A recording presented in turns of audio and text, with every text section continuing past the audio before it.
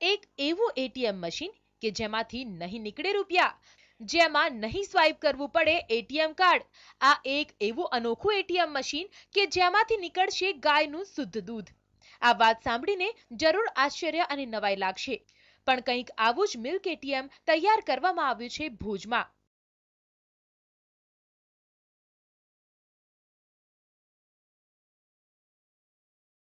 ભુજના ખેડૂતની પહેલ.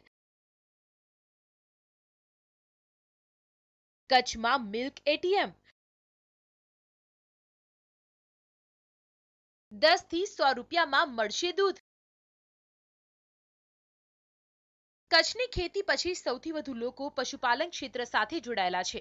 આ ક્ષેત્રમાં પણ હવે ખેડૂતો ઇનોવેટિવ બન્યા છે અને ઘરે ઘરે દૂધ આપવાની જગ્યાએ દૂધનું જ એટીએમ ગામમાં લગાવી દેવાયું છે. આ મશીનની કિંમત છે 1 લાખ રૂપિયા. પણ અહીંયા મારું ગાયના દૂધનો જ ઉપયોગ કરું છું.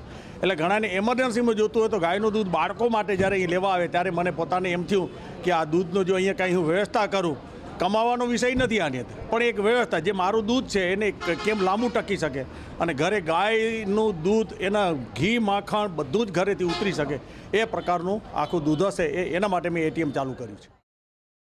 આણંદની અમૂલ ડેરી દ્વારા આ પહેલ કરવામાં આવી હતી.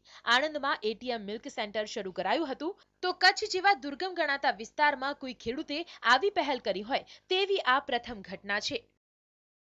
ઓર્ગેનિક ખેતી સાથે તેની પ્રોડક્ટ બનાવી માર્કેટિંગ કરવા માટે આ મશીન બનાવનાર વેલજી ભુંડિયા જાણીતા છે. તેમની આ પહેલને ખેડૂતો અને પશુપાલકો આવકારી રહ્યા છે.